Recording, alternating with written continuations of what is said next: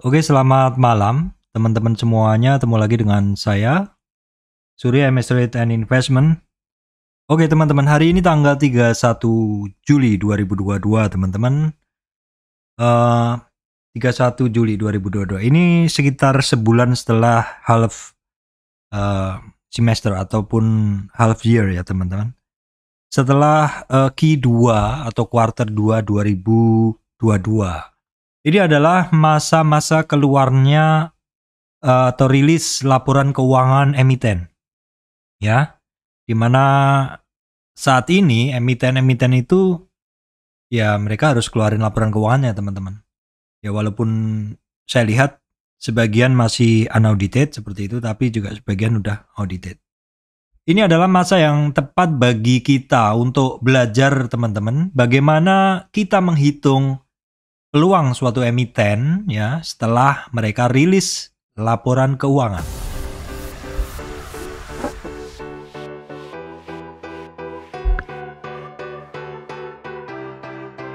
Oke baik teman-teman, sebelum masuk ke materi, saya sampaikan informasi penting untuk teman-teman semuanya bahwa saya Surya MS tidak terima titip dana trading. Jadi teman-teman mesti berhati-hati ya. Saran saya nggak usah pedulikan orang yang menawarkan kepada Anda titip dana trading, terutama nih yang menggunakan atau ya menggunakan logo MS Trade ataupun Surya seperti itu. Bahwa saya di sini adalah content creator trading, investasi seperti itu, dan saya tidak menerima titip dana dalam bentuk apapun. Saya harap teman-teman bisa memahaminya. Oke teman-teman, ini adalah 1 bulan setelah kuartal kedua di tengah tahun, di mana ini adalah musim rilis laporan keuangan teman-teman. Di mana Pak saya bisa mendapatkan rilis laporan keuangan? Nah, bagi teman-teman yang belum tahu, mungkin masih baru, itu teman-teman bisa langsung menuju ke alamat ini, yaitu idx.co.id. Nah, nanti di bagian atas teman-teman langsung cari di perusahaan tercatat. Ya, di sini, perusahaan tercatat. Langsung di bagian keterbukaan informasi. Jadi saya coba ini adalah urutannya home ya, home. Kemudian home ya di sini, terus perusahaan tercatat, terus kemudian keterbukaan informasi. Nah, ini kalau teman-teman buka dari awal itu teman-teman akan mendapatkan yang paling baru. Nah, seperti ini. Ini yang paling baru saat ini keluar. Ini adalah tanggal 31 Juli jam 1, jam 2 siang tadi. PHIC United Tractor. Tapi untuk United Tractor dia kan udah keluar teman-teman kemarin. Ini adalah penyampaian bukti iklan aja. Kalau yang lainnya ini penyampaian bukti iklan. Nah ini. Nah dalam hal ini saya akan memberi contoh untuk BNI teman-teman ya. Nih final laporan keuangan, financial statement BNI bilingual ya. Kita klik ini teman-teman ya.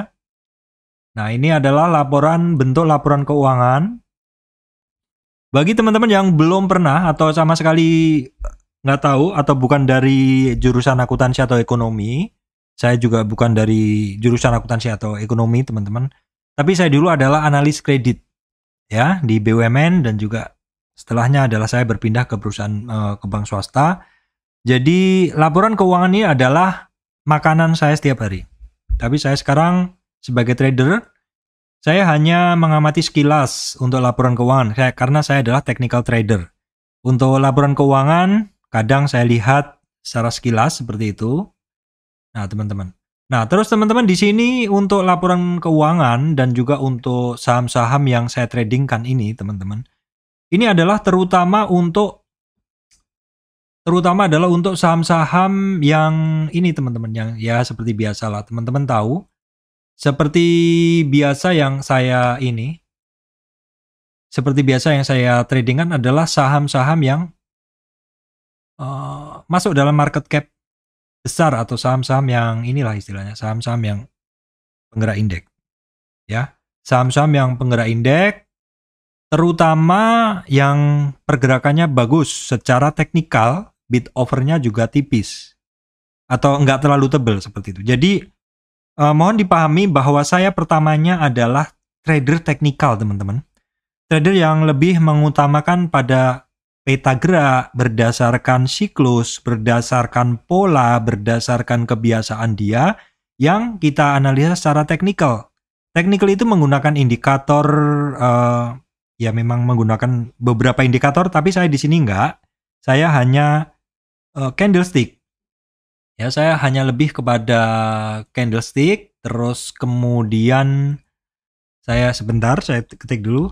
Saya hanya lebih kepada candlestick, terus kemudian beberapa indikator di sini sifatnya hanya membantu, tetapi sering kayak saya kesampingkan karena di sini saya hanya menggunakan candlestick, kemudian sedikit bantuan moving average dan juga support resist yang saya dapat dari Fibonacci.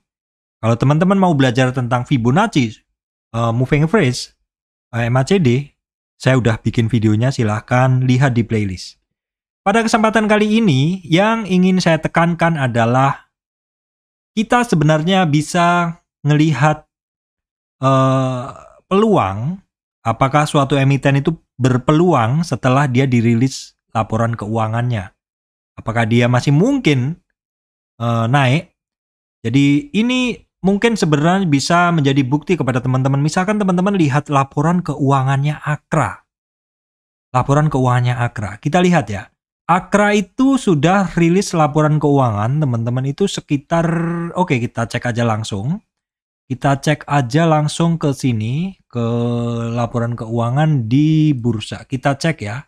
Sekaligus teman-teman belajar juga. Di sini kita masukkan kata Akra, AKRA ya. Dari sini AKR Corporindo, teman-teman langsung teman-teman search aja. Nah, teman-teman di sini bisa tahu bahwa Akra itu rilis laporan keuangan tanggal 28 Juli, teman-teman. 28 Juli, dicatat ya. 28 Juli Akra keluar laporan keuangan. Nah, laporan keuangan Akra seperti apa? Teman-teman, silahkan cek laporan keuangan itu di financial statement yang final, teman-teman. Rilis, oke, yang ini ya. Kita lihat di sini di bagian...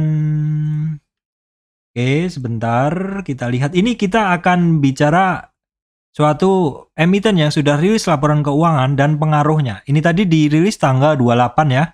Tanggal 28 bahwa di sini untuk Akra, teman-teman, ini tanggal 28 dirilis bahwa untuk kuarter kedua 2022 dibanding kuarter kedua 2021, teman-teman, ternyata ada peningkatan dari 27. Saya perbesar, teman-teman ya. Teman-teman bisa melihat bahwa ada peningkatan dari 27 pada kuarter kedua 2021 menjadi 48,1 pada kuarter kedua 2022. Teman-teman. Nah, di sini ini adalah realnya. Di kondisi kenaikan dari 2021 Q2-nya ke 2021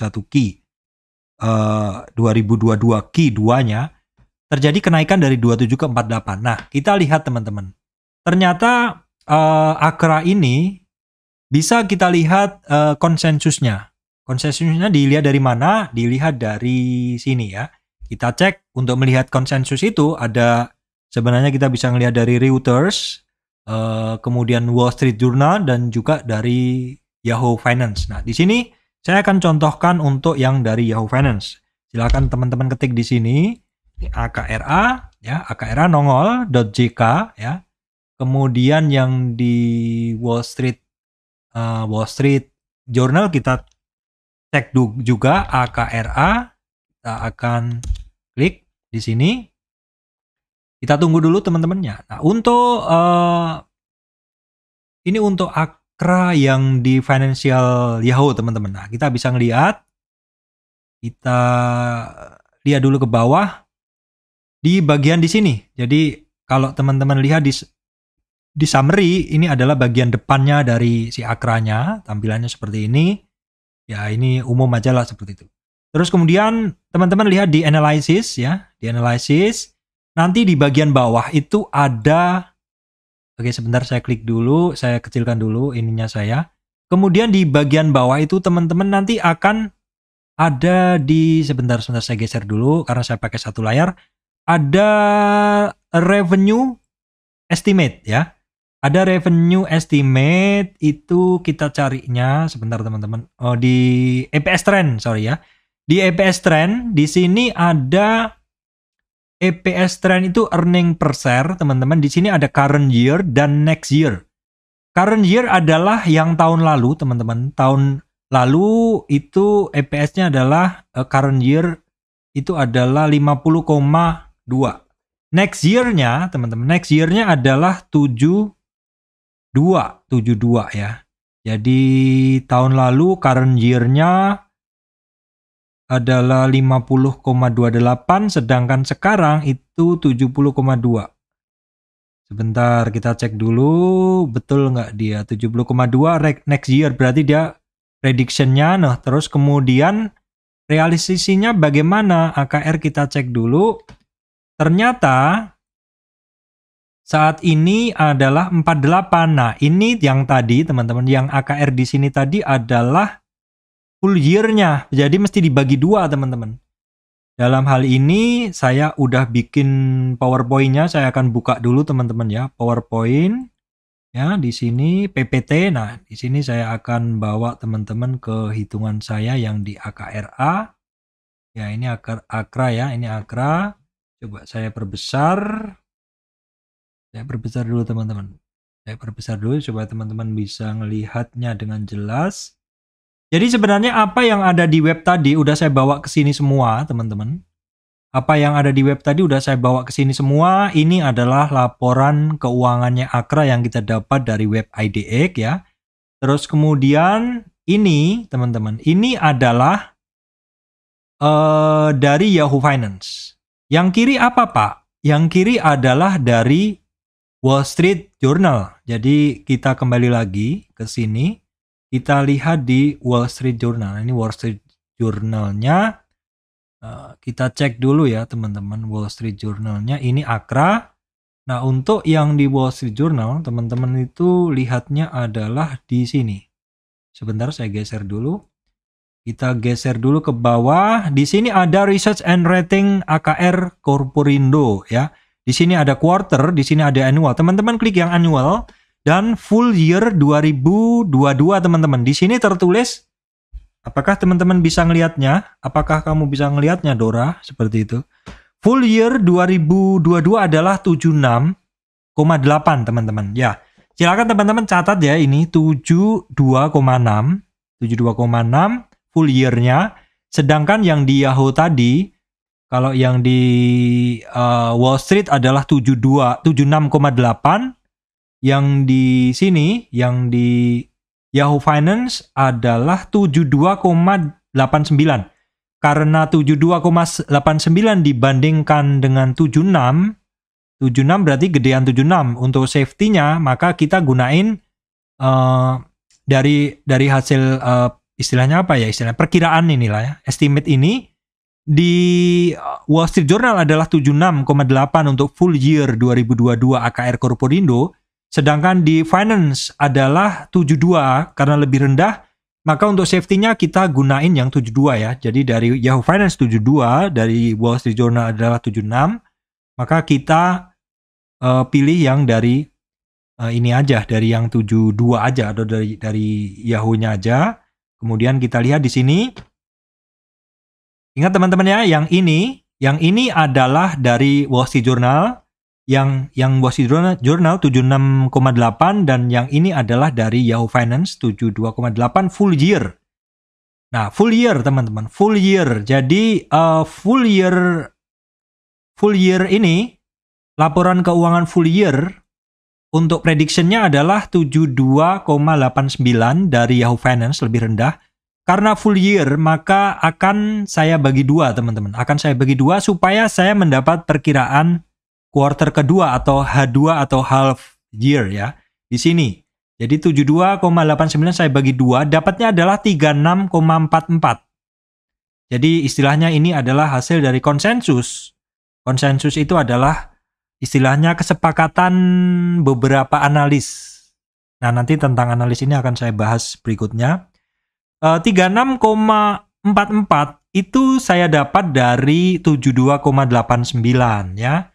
Nah, 72,89 ini saya bagi 2. Kenapa? Karena 72,89 adalah full year estimated earning per share. Saya bagi 2, saya dapat 76,44. Ini adalah H2 atau half year atau 2 quarter dari 2022. Didapat nilainya menurut konsensus para analis yang saya dapat dari setahun yang saya bagi 2, 36,22. Nah, sekarang kita bandingkan dengan realisasinya. Realisasinya di sini teman-teman bisa ngelihat. Saya perbesar. Realisasi laporan keuangan AKRA untuk Q2 2022 adalah 48. Jadi teman-teman lihat konsensus segini. Konsensus adalah kesepakatan bersama dari para analis adalah segini. Saya garis teman-teman ya, biar teman-teman jelas.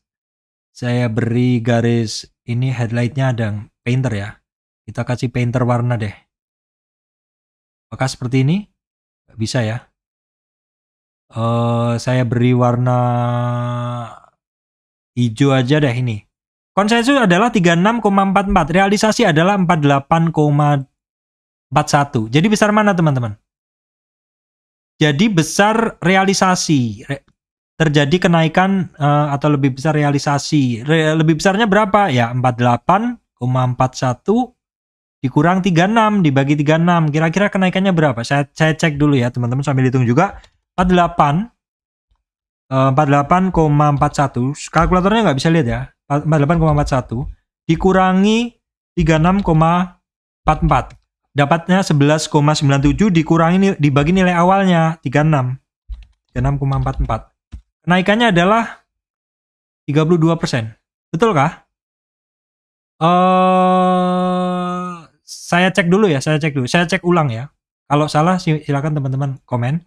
Jadi nilai awalnya adalah konsensus adalah 36, realisasi adalah 48 ya. Jadi realisasi 48,41 dikurangi konsensus 36,44 teman-teman, didapat nilai 11,97 dibagi nilai awal 36,44 didapat 32. Jadi kenaikannya adalah 32%. Silakan teman-teman kalau saya salah ya. 32% lah seperti itu. Up. Naik. Nah, ini adalah bagus karena dalam Q2 yang mana konsensus hanya 36,44 didapat realisasinya dalam 48. Ya, ini aja kenaikannya kan 12 ya teman-teman. 12 ini ya bener 32%-an. Nah, ini adalah laporan AKRA ini. Nah, ini laporan keuangan AKRA ini tadi dirilis tanggal berapa? Ini kita hanya untuk membuktikan teman-teman ya. Kita cek dulu laporan keuangan dari AKRA tadi dirilisnya adalah tanggal 28. Jadi teman-teman sekarang kita menuju ke chartnya dari AKRA tanggal 28 ya. Dimana chartnya ini saya udah bikin sih. Oke, kita cari ya AKRA ini. Oke. Nah, kita lihat nih teman-teman. Sekarang waktunya ngebuktiin apakah kondisi tadi teman-teman. Kondisi mana Pak? Kondisi ini dimana realisasinya adalah 30% melebihi dari konsensus para analis. Nanti saya bahas konsensus para analis. Apa istilahnya? Prediksi atau konsensus analis adalah 36,14 tetapi realisasinya 48 atau naik 30%. Dan laporan keuangan itu dirilis pada tanggal 28. Nah, sekarang teman-teman melihat di sini. Tanggal 28. Tanggal 28 kita lihat. Tanggal 28 adalah ini. Jadi teman-teman silahkan lihat tanggal 28 itu adalah candle yang ini. Nah, setelah AKRA dirilis pada tanggal 28 teman-teman, ternyata kan yang bagi teman-teman yang menyukai laporan keuangan langsung pada berhitung. Para analis itu langsung pada berhitung dan didapat bahwa nilainya melebihi konsensusnya 32%. Nah, efeknya ke market gimana? Efeknya ke market adalah setelah rilis laporan keuangan tanggal 28, maka besoknya naik 1 ya, 2. Terjadi breakout, teman-teman, terjadi breakout. Nah, Terjadi breakoutnya, simpelnya sih teman-teman bisa ngelihat salah satu ya. Kita kecilin aja seperti ini. Oke, kita lihat terjadi breakoutnya bisa sih kita gunain seperti ini. Nah, 2 titik, oke.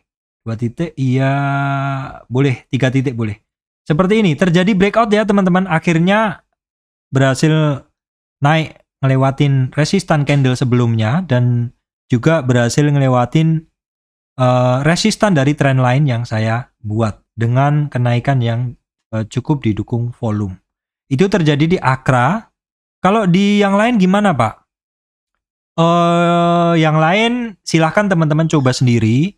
Memang ini bukan merupakan jaminan bahwa ketika dirilis laporan keuangan, teman-teman, ketika dirilis laporan keuangan bagus, bukan jaminan akan naik. Kenapa? Karena naik turunnya suatu saham itu adalah kalau dia dibeli. Nah, tergantung analis-analis yang menganalisa tadi, yang membuat konsensus, otomatis mereka kan equity analis itu mereka juga akan memberi masukan kepada para fund manajernya, dan menurut mereka dari konsensus itu yang udah dipegang perkiraannya, mereka akan beli. Sebelum dirilis laporan keuangan mungkin sudah akan beli. Ya, mungkin sudah beli. Tetapi mungkin jumlahnya belum banyak sehingga ketika dirilis laporan keuangan dan bagus, seperti misalkan Akra, karena mereka sebelumnya udah beli tapi belum banyak, bisa jadi karena laporan keuangan Akra di atas ekspektasi atau di atas konsensus, maka mereka masih buying side atau mereka masih dalam kondisi beli. Kalau mereka beli, ya otomatis harga bergerak. Jadi ini menjawab kenapa rilis laporan keuangan suatu emiten tuh bisa naik, tapi bisa juga turun. Kalau yang kasus turun gimana, Pak? Bisa jadi teman-teman, ini berdasarkan logis yang saya gunakan, bisa jadi adalah sebelum rilis laporan keuangan itu keluar, teman-teman, bisa jadi mereka juga sudah beli karena mereka kan juga punya analisa sendiri, equity analis, punya menggunakan konsensus, dan mereka juga ya mungkin sedikit ya istilahnya ya kita agak spek buy lah seperti itu, beli. Tapi ternyata mungkin di bawah harapan mereka atau gimana, atau mungkin mereka kebanyakan sehingga mereka harus kurangi posisi. Bisa jadi seperti itu. Tetapi saran saya, kalau misalkan rilis laporan keuangan dan bagus, teman-teman, tapi ternyata harganya turun, dilihat saja volume turunnya seberapa banyak. Kalau volume turunnya masih kecil, kita masih bisa menggunakan hukum volume, hukum kenaikan pergerakan harga. Bahwa ketika harga turun tapi volumenya kecil, ya santai aja. Yang harus kita waspadai adalah ketika harganya turun tetapi volumenya besar sekali. Ya, itu yang harus dipahami teman-teman. Baik, teman-teman. Ini adalah yang udah terjadi di Akra. Nah, sekarang Pak beri contoh lainnya, Pak. Baik. Teman-teman, kita sekarang coba cari, teman-teman, untuk BNI kan belum keluar. Tetapi BNI sudah keluar beritanya. Kalau teman-teman cari di berita, maka teman-teman udah dapat laporan keuangan bahwa BNI laporan keuangannya bagus. Tetapi rilisnya adalah setelah market tutup. Oke, kita lihat teman-teman untuk BNI yang Akra tadi saya tutup ya. Yang Akra saya tutup. Nah, ini BNI saya udah download teman-teman kebetulan. Jadi untuk BNI ini teman-teman cari yang financial bilingual. Nah, di sini financial bilingual. Di sini teman-teman kita cari untuk BNI laporan keuangannya di bagian laba rugi, teman-teman. Di bagian laba rugi ini teman-teman yang belum terbiasa membaca laporan keuangan pasti mumet ya. Laporan keuangan itu kan ada neraca ya. Setelah neraca ada laporan rugi laba. Nah, kita di sini bermainnya di laporan rugi laba, teman-teman ya. Udah, ini udah ketemu. Selanjutnya kita cari di sini di Wall Street Journal adalah BBNI, teman-teman ya. Kita ketik BBNI. Ya, kita ketik BBNI udah nongol. Yang di sini di Yahoo Finance kita juga cari BBNI. Nah, teman-teman dari sini look up tickers ya, BBNI. Kita masukkan di sini. Oke, kita cari dulu yang dari Yahoo Finance. yaitu estimated EPS atau earning per share history, earning per share trend. Ini current year, teman-teman cari current year yang rilis 7 hari yang lalu. Di sini didapat dari Yahoo Finance adalah 851 untuk full year.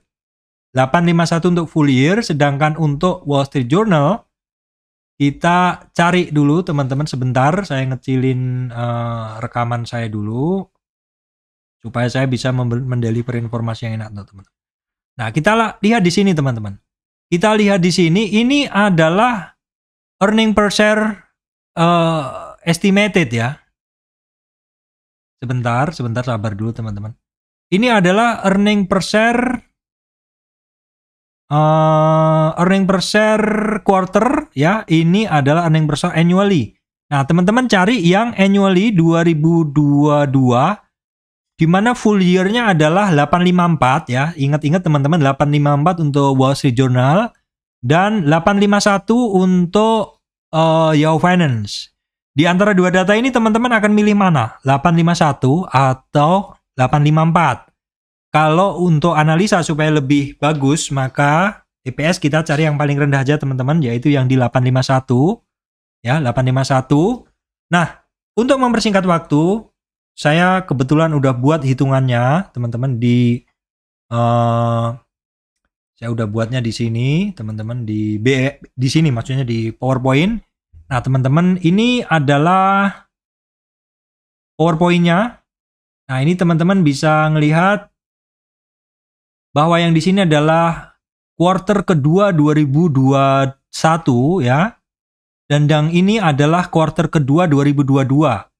Ya, di mana ada kenaikan dari Q2 2021 sebesar 270 EPS-nya dan Q2 2022 BNI EPS-nya adalah 473 teman-teman. Nah, sekarang tadi ini kita pelan-pelan aja karena untuk teman-teman yang belum paham mungkin harus pelan-pelan. Di sini kita dapat data dari Yahoo Finance adalah 851, di sini kita dapat data dari Wall Street Journal adalah 854 ya. Ingat, ini kita pelan-pelan belajarnya biar bisa dipahami. Dari Wall Street Journal didapat 851 ya. Dari Yahoo Finance didapat 851 teman-teman. 854 vs 851, kita ambil 851 yang dari Yahoo Finance. Nah, itu adalah full year teman-teman. Itu adalah full year. Artinya itu adalah Q1, Q2, Q3, Q4 ya. Sifatnya masih prediction. Kita bagi 2 supaya dapat H2 atau half year. Jadi kalau analis yang masuk di Yahoo Finance setahunnya memprediksi bahwa EPS-nya BNI adalah 851. Kita bagi 2 didapat kita bagi 2 didapat 42, didapat 425 ya, 425 nilainya. Realisasinya berapa, Pak? Realisasinya adalah 473. Didapat dari mana? Dari laporan keuangan yang rilis BNI. Kapan rilis laporan keuangan BNI?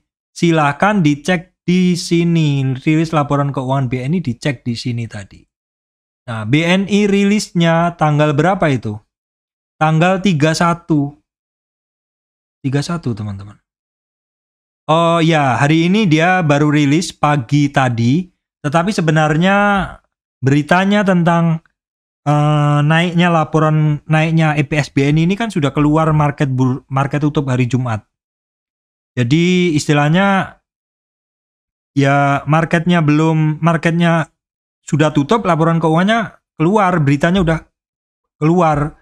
Mungkin ya berita kenapa bisa lebih cepat Pak ya, mungkin mereka udah tahu seperti itu. Tapi kalau rilisnya kita lihat ini adalah tanggal 31 Juli rilisnya. Tapi mungkin yang masih tetap ada yang udah tahu lah istilahnya. Tahu mungkin bocorannya laporan keuangannya bagus atau gimana kan seperti itu. Nah, laporan keuangannya dirilis ketika marketnya tutup. Sahamnya BNI kemarin di berapa? Kita cek dulu. BBNI. Kita cek dulu BBNI tempat saya kerja dulu teman-teman. Nah, BBNI 2 hari nggak kemana-mana. Nah, sebentar teman-teman. Tadi kita lihat adalah memang terjadi kenaikan ya dari sebelumnya konsensus 425, hasil realisasinya 473. Kenaikannya berapa? Kita hitung dulu. Kenaikannya adalah, kalkulatornya nggak bisa nongol ya. Atau kalkulatornya ditongolin. Kalau gitu saya harus nambah sebentar dulu, window capture kalkulator. Sebentar teman, kalkulator biar teman-teman bisa ngelihat. Nah, oke. Nah ya, kalkulator bisa dilihat. Kita hitung dulu dari sebentar ya, sabar dulu. Konsensus 425, realisasi 473. Berarti naik kan realisasinya. Kita hitung 473 ya realisasinya dikurangi konsensusnya 425,975 didapat 47,025 dibagi nilai konsensus 975. Kenaikannya adalah 11% ya. Jadi kalau Akra tadi naiknya adalah 30%, harga sahamnya melejit karena dirilis tanggal 28, tanggal 29, 30, 28 ya. Pokoknya 2 hari setelahnya, hari bursa dia nanjak karena memang laporan keuangannya bagus dan kemungkinan orang yang sebelumnya sudah kolek Akra mau nambah seperti itu. Harga saham akan naik ketika dibeli. Nah, BNI kenaikannya dari konsensus berapa? 11%. Kira-kira besok gimana? Berarti kalau teman-teman yang sudah, nah ini sekali lagi teman-teman di sini kan berposisi sebagai seolah-olah manajer investasi. Misalkan teman-teman sudah pegang BNI. Nah, tapi teman-teman kan pengen tahu nih kira-kira rilis laporan keuangan BNI ini nanti mau bagus atau enggak ya gitu. Kalau bagus banget ya mungkin saya nambah gitu loh. Karena saya sudah punya barang di bawah gitu kan. Kalau teman-teman sudah ngolek harga di bawah, terus menurut teman-teman ini bagus, teman-teman nambah. Volumenya gede atau yang lain-lainnya juga nambah BNI. Ya otomatis saham kalau diborong di kanan, dia akan lari teman-teman. Di over akan lari. Tapi misalkan orang udah pada positioning BNI besok, kemarin-kemarin. Dan ternyata, kenaikannya kok nggak sesuai harapan saya. Ya. Saya berharap BNI misalkan naiknya di sini 600 atau 500 seperti itu. Ternyata enggak, ternyata cuma segitu. Nah, mungkin karena teman-teman sudah over confident sebelumnya membeli banyak, kalau kenaikannya ternyata cuma sedikit. Ya, mungkin teman-teman rilis atau istilahnya reduce size, kurangin. Ketika teman-teman ngurangin atau misalkan ketika ada fund manager yang udah terlanjur beli banyak dan ngurangin, maka ketika laporan keuangannya dirilis walaupun bagus, dia bisa saja turun. Baik teman-teman, demikian dari saya, Surya Mestritan Investment. Teman-teman, saya telat, saya belum info ya. Jadi begini teman-teman, konsensus. Oke, kita bicara tentang konsensus. Kenapa Pak harus menggunakan konsensus sih? Kenapa kita harus ngelihat number of consensus tadi, atau istilahnya kenapa kita harus ngelihat laporan keuangan yang dibahas oleh para analis tadi. Jadi begini teman-teman, maksudnya para istilahnya jadi saya bilang tuh, jadi saham itu dianalisa oleh bisa dianalisa oleh beberapa analis teman-teman. Jadi mereka membuat seperti kesepakatan kalau misalkan nih saham blue chip ini liquid, mereka memiliki hitungan sendiri dan terus hitungan mereka kan dikumpulkan seperti dibuat rata-rata seperti itu.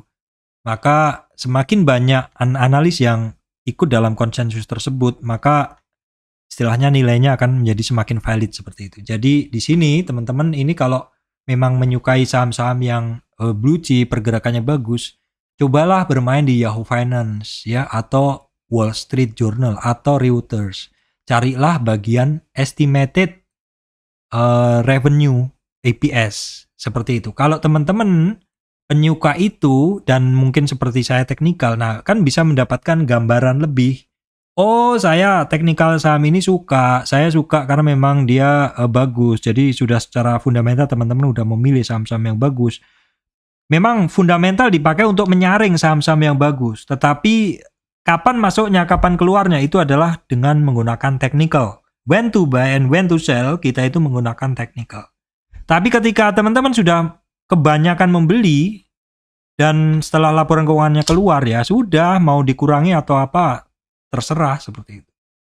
Jadi konsensus berapa analis yang menganalisa, nah ini, number of analysts. BNI 2022 dianalisa 2, September current year, akhir tahun dianalisa oleh 9 analis ikut membuat konsensus. 2023 ada sekian analis. Nah ini teman-teman juga bisa melihat trennya, ini kan earning per share prediction-nya teman-teman, earning per share trennya, dimana kalau menurut beberapa analis dikatakan bahwa BNI itu EPS setahunnya 2022 adalah 851. Ini updatean sekitar 7 hari yang lalu. Dan kemudian untuk tahun 2023, masih setahunan lagi lebih, itu sekitar 1000. Seperti itu. Perkiraan ya teman-teman seperti ini. Jadi semakin banyak analis, semakin banyak data adalah semakin valid. Oke teman-teman, saya sudah memenuhi tugas saya, memberikan konten kepada teman-teman semuanya terkait tentang bagaimana melihat peluang suatu emiten. Belum tentu naik, belum tentu turun, bisa naik, bisa turun ya.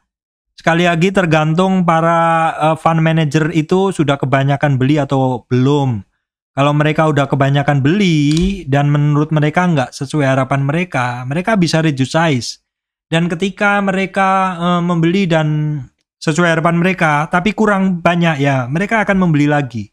Dan itu increase size ya.